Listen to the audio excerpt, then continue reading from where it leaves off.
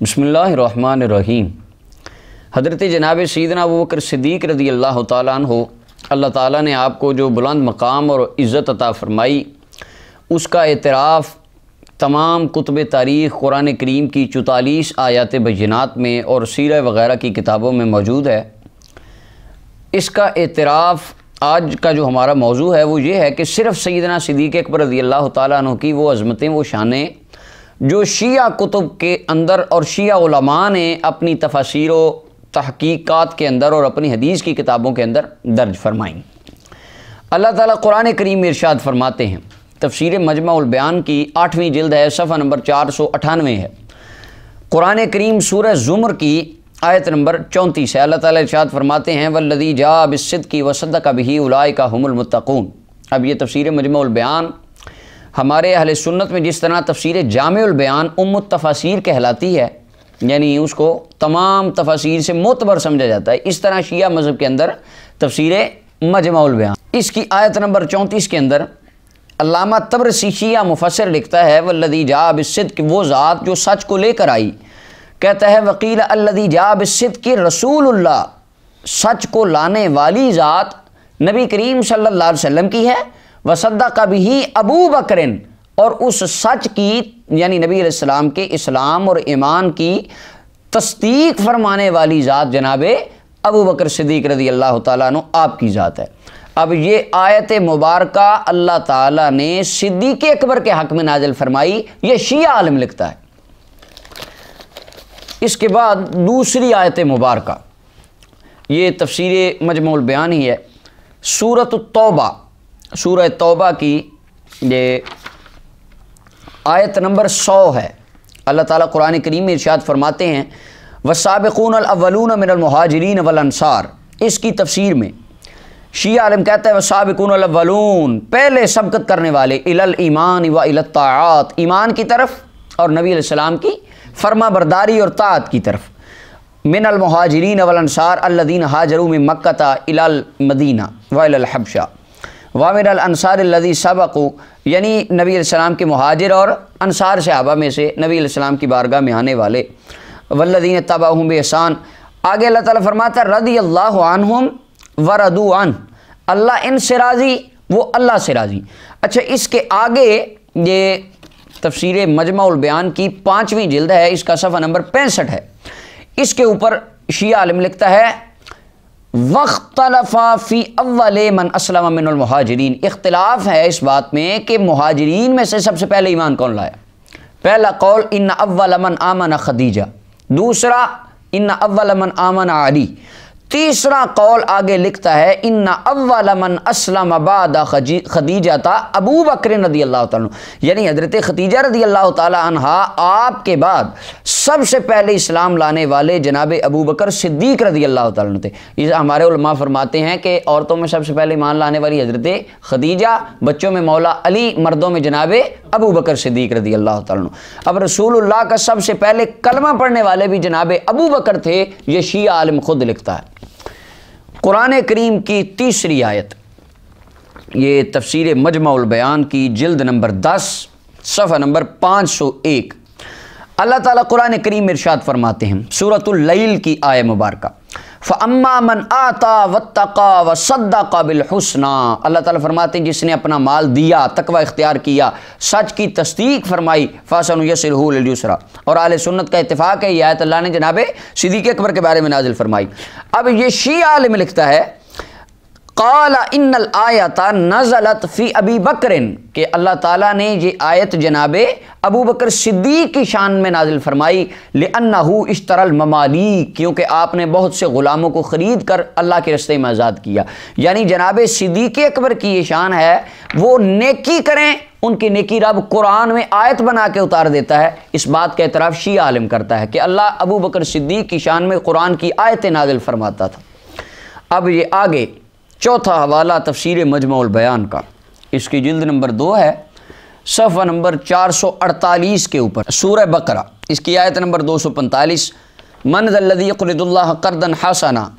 اچھا، اس کی تفسیر میں یہاں پر من ذا الذی یقرض اللہ قرضا حسنا کی تفسیر میں جو تفسیر جامع البیان کا پرانا ایڈیشن تھا، پرانی مطبوعہ تھی، اس کے اندر وہ تفصیل سے واقعہ تھا کہ جناب ابوبکر صدیق ایک یہودی بیٹھے تھے، آپ ان کے پاس گئے اور آپ نے وہاں جا کے ان کو تبلیغ فرمائی، روزے کی، زکوٰۃ وغیرہ کی، انہوں نے انکار کر دیا، تو آپ نے ان کے منہ پر زناٹے دار تمانچہ مارا۔ اب اس روایت میں اور اس نسخے میں سے شیعوں نے وہ لفظ ہی نکال دیے کہ کہیں جناب ابوبکر صدیق کی یہ شان ظاہر نہ ہو جائے اور لوگوں کو پتہ نہ چل جائے، لیکن کتابیں بدلنے سے عقیدے بدلے جا سکتے نہیں۔ آگے یہ تفسیر قومی میرے ہاتھ کے اندر، اس کا صفحہ نمبر 230 ہے، اس کے اوپر اللہ تعالیٰ قرآن کریم میں ارشاد فرماتے ہیں، یہ واقعہ ہجرت بیان کرتے ہوئے یہاں پر شیعہ عالم لکھتا ہے، وہ کہتا ہے لما کانا رسول اللہ صلی اللہ علیہ وسلم فی الغار، نبی علیہ السلام جب غار میں تھے تو حضرت ابوبکر صدیق رضی اللہ تعالیٰ عنہ کو نبی علیہ السلام نے فرمایا ابو بکر کأنی انظر الی سفینۃ جعفر، مجھے حضرت جعفر کی کشتی نظر آ رہی ہے، یعنی رسول اللہ بیٹھے غار میں تھے اور دیکھ آپ ان کی کشتی کو رہے، اور نبی علیہ السلام نے فرمایا میں ان کو دیکھ رہا ہوں، فلاں نے جھنڈا پکڑ لیا، فلاں نے پکڑ لیا، تو جناب صدیق اکبر نے عرض کی یا رسول اللہ فارنیہم، میں بھی ان کی کشتیوں کو دیکھنا چاہتا ہوں کہ وہ کیا کر رہے ہیں اور جنگ کس طرح لڑی جا رہی ہے، مجھے بھی دکھائیے۔ تو شیعہ عالم لکھتا ہے فَمَسَحَ عَلَىٰ عَيْنَيْهِ، نبی علیہ السلام نے جناب ابوبکر صدیق کی آنکھوں پر اپنا ہاتھ پھیرا، فَرَآهُمْ، تو صدیق اکبر کی آنکھوں سے تمام حجاب اٹھ گئے اور ان کو بھی وہ سارا معاملہ نظر آنے لگ گیا۔ اس وقت نبی اکرم صلی اللہ علیہ وسلم نے فرمایا، یہ تفسیر قومی صفحہ 230، نبی علیہ السلام نے فرمایا انت صدیق، تو میرا صدیق ہے۔ جناب ابوبکر صدیق کو صدیق کا لقب دینے والی ذات رسول اللہ کی تھی، یہ شیعہ عالم نے اعتراف کیا تفسیر قومی کے اندر۔ اب آگے احادیث و روایات کی کتابوں میں، بلکہ یہ تفسیر منہج الصادقین ہے اور اس کی دوسری جلد ہے، سورہ توبہ کی آیت نمبر 40 کی تفسیر میں، یہ اس کے اندر مولوی فتح اللہ کشانی لکھتا ہے ثانی اثنین، یعنی آقا کریم صلی اللہ علیہ وسلم جب غار میں تشریف لے گئے اس وقت در حالے کے دویم او بود، یعنی با او نبود مگر ابو بکر، یعنی اس وقت غار کے اندر رسول اللہ کے ساتھ صرف جناب ابو بکر تھے۔ آگے لکھتا ہے کہ پس پیغمبر صلی اللہ علیہ وسلم شب پنجہ شنبہ دار شہر مکہ امیر المومنین مرا بجائے خود بخوابہ نید و خود برفاقت ابو بکر بیرون آمدہ،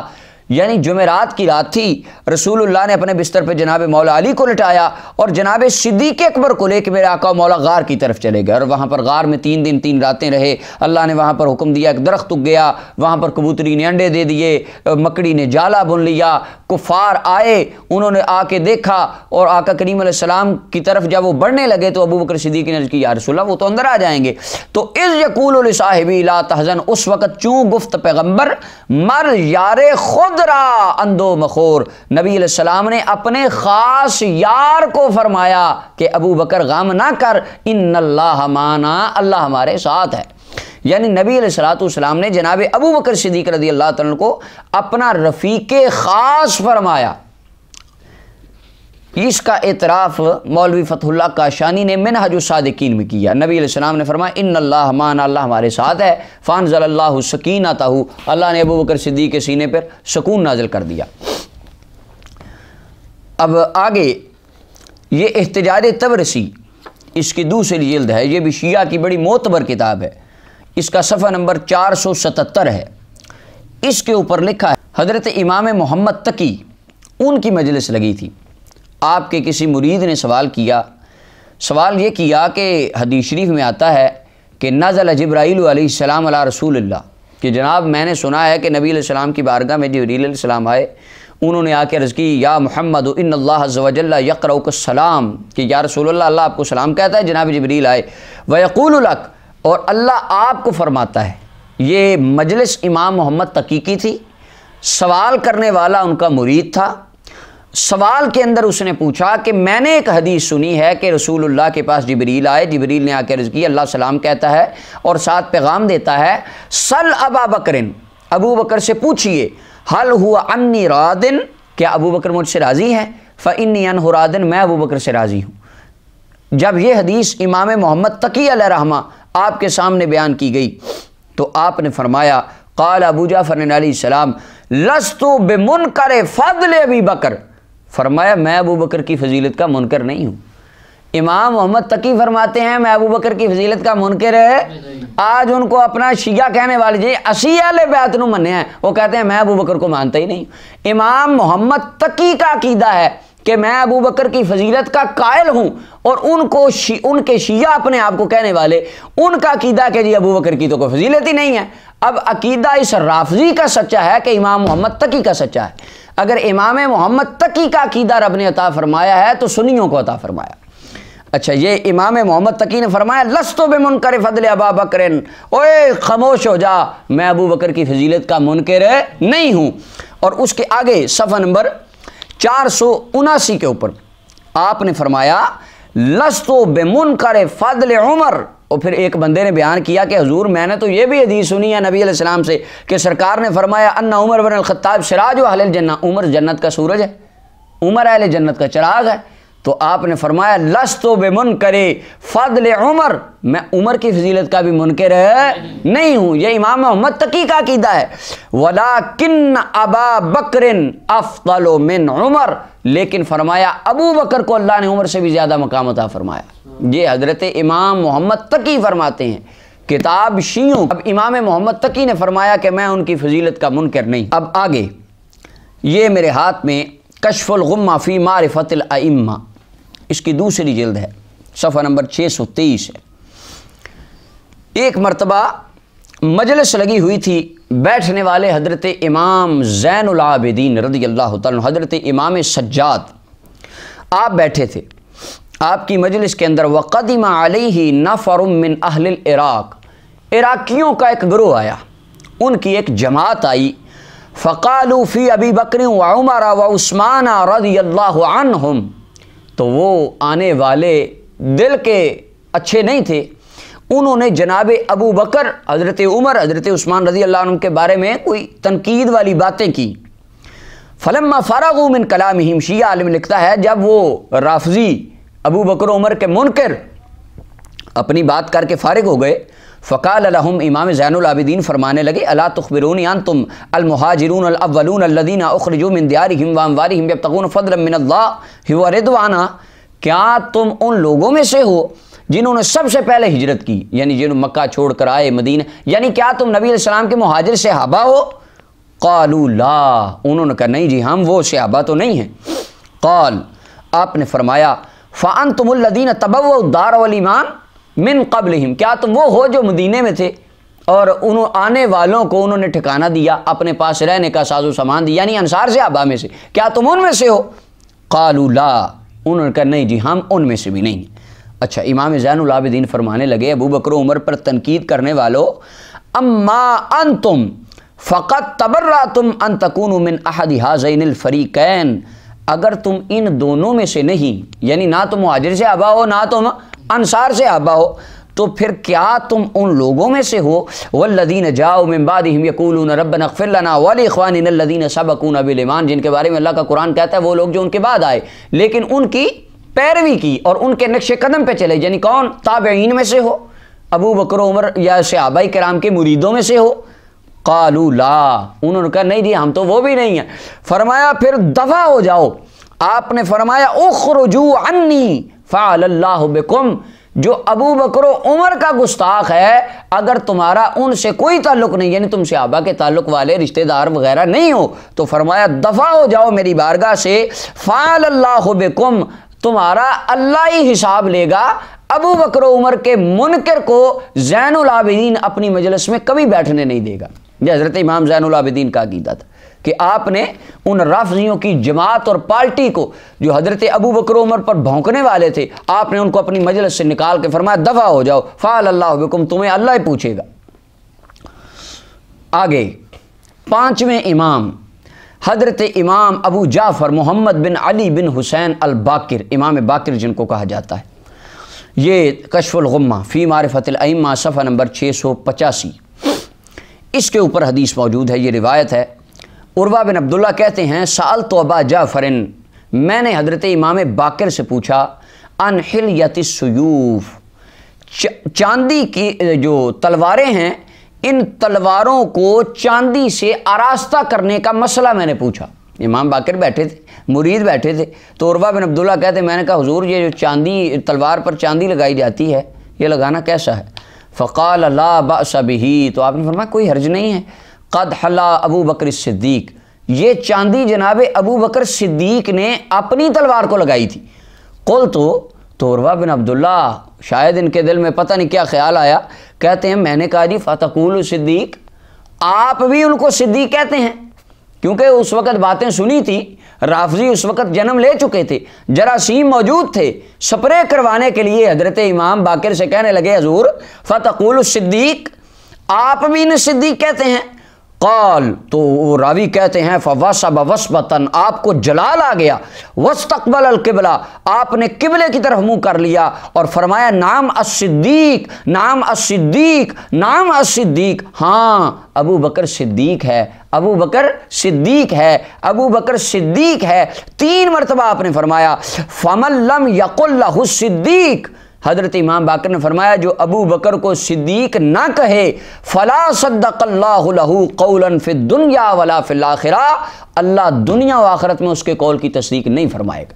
یعنی حضرت امام باقر نے یہ فتویٰ دیا جنت اسے ملے گی جو ابو بکر کو صدیق ماننے والا ہوگا، اور جناب ابو بکر رضی اللہ تعالیٰ کی محبت جس کے دل میں ہوگی۔ یہ حضرت امام باقر نے اس وقت سنیوں کے عقیدے کی ترجمانی فرما دی۔ حضرت امام باقر کے بیٹے امام جعفر صادق رضی اللہ تعالی عنہ، میرے سامنے فروع کافی ہے، 5ویں جلد ہے، صفحہ نمبر اس کا 68 ہے۔ اس کے اوپر حضرت امام جعفر صادق سے مسئلہ پوچھا گیا صدقہ وغیرہ کرنے کا، وراثت کا، تو آپ نے فرمایا فحاظ، کچھ حدیثیں آپ نے بیان فرمائی اس وقت، حدیثیں بیان کرنے کے بعد فرمایا فحاظ یہ حدیث و رسول اللہ صلی اللہ علیہ وسلم یصدق الکتاب، یہ وہ حدیثیں ہیں جن کی تصدیق اللہ کا قرآن کرتا ہے، والکتاب یصدق اہل من المؤمنین، اور قرآن کی تصدیق مسلمان کرتے ہیں۔ آگے آپ نے قرآن و حدیث کے بعد جس بات کو دلیل بنایا امام جعفر صادق فرمانے لگے قال ابو بکر عند موتہ حیث قیل لہ اوصی، جناب ابو بکر کے جب وقت وصال آیا تو ان کو کہا گیا وصیت کریں، تو امام باقر جعفر صادق فرمانے لگے انہوں نے اس طرح وصیت کی تھی، حضرت جناب ابو بکر نے اس طرح وصیت کی تھی، لہذا میں بھی اس طرح کر رہا ہوں، چونکہ ابو بکر کا کرنا میرے لیے دلیل ہے، لہذا میں بھی اس طرح کر رہا ہوں۔ پھر فرمایا ثم من قد علمت بعدہ فی فضلہ وزہدہ سلمان و ابو ذر، پھر ابو بکر کے بعد فضیلت اور زہد میں تم جن کو خیال کرتے ہو وہ حضرت سلمان اور ابو ذر ہیں، یعنی ابو بکر کا پہلا نمبر ہے، یہ حضرت امام جعفر صادق فرماتے ہیں اگر سلمان فارسی کی بھی شان ہے، ابو ذر کی بھی شان ہے، تو ان کے بعد ہے، پہلا نمبر ابو بکر کا ہے۔ فرمایا حضرت سلمان ایسے کرتے تھے، ابو ذر ایسے کرتے تھے۔ آگے امام جعفر صادق نے فرمایا وَمَنْ أَزْهَدُ مِنْ هَؤُلَاءِ، ان سے بڑا نیک کون ہو سکتا ہے؟ یعنی امام جعفر صادق فرماتے ہیں امت کا سب سے بڑا نیک اور زاہد اور متقی ابو بکر صدیق رضی اللہ تعالیٰ عنہ۔ اب آگے جناب سیدنا صدیق اکبر رضی اللہ تعالیٰ عنہ، آپ کتنی محبت فرماتے تھے اہل بیت اطہار سے۔ یہ کشف الغمہ فی معرفت الائمہ کی پہلی جلد، صفحہ نمبر 448 سے 49 تک۔ جناب صدیق اکبر رضی اللہ تعالیٰ عنہ، آپ نے جب جناب سیدہ فاطمہ الزہرا سلام اللہ علیہا آپ سے آپ کا کلام ہوا تو اس وقت جناب صدیق اکبر نے فرمایا فواللہ لقرابت رسول اللہ صلی اللہ علیہ وسلم احب الی ان اصل من قرابتی، نبی علیہ السلام کے گھرانے سے محبت کرنا، ان سے صلہ رحمی کرنا مجھے اپنی اولاد سے صلہ رحمی کرنے سے زیادہ اچھا لگتا ہے۔ یہ صدیق اکبر نے جناب سیدہ فاطمہ کو فرمایا، اور حضرت سیدہ فاطمہ کے بیٹے کیا فرماتے ہیں جو ابو بکر صدیق کا گستاخ ہے وہ ہماری مجلس سے نکل جائے۔ امام باقر نے فرمایا اگر تم ان کی تصدیق نہیں کرتے اللہ تمہاری تصدیق بھی نہیں فرمائے گا۔ ائمہ اہل بیت اطہار کی یہ محبت تھی جناب صدیق اکبر رضی اللہ تعالیٰ عنہ کے ساتھ، جس پر تشیع کی کتابیں شاہد اور گواہ ہیں، اور صدیق اکبر کی محبت ائمہ اہل بیت اطہار سے علیحدہ تھی۔ اب مولا علی المرتضیٰ نے ان کی کیا شان بیان فرمائی، یہ ایک علیحدہ موضوع ہے، اور مولا علی المرتضیٰ کی اولاد نے ان سے کس طرح محبت فرمائی اہل سنت کی کتابوں، یہ ایک علیحدہ موضوع ہے۔ اللہ تعالیٰ اب آخر کے اندر اگر کوئی ان باتوں کا بھی انکار کرے تو اعلیٰ حضرت تاجدار بریلی رحمۃ اللہ نے بڑی پیاری بات فرمائی تھی۔ آپ فرماتے تھے وَمَن يَكُنْ يَطْعَنُ عَلَىٰ مُعَاوِيَةَ فَذَاكَ كَلْبٌ مِّن كِلَابِ الْحَاوِيَةَ، ہمارا سنیوں کا تو عقیدہ یہ ہے جو جناب امیر معاویہ پہ بھی بکواس کرے ہم اس کو جہنم کا کتا سمجھتے ہیں۔ تو جناب صدیق اکبر کا مقام تو وراء الورا ہے۔ سنی اور شیعہ کتابیں اس بات پر شاہد ہیں، نبیوں کے بعد سب سے افضل مقام اللہ نے جناب ابوبکر صدیق کو عطا فرمایا۔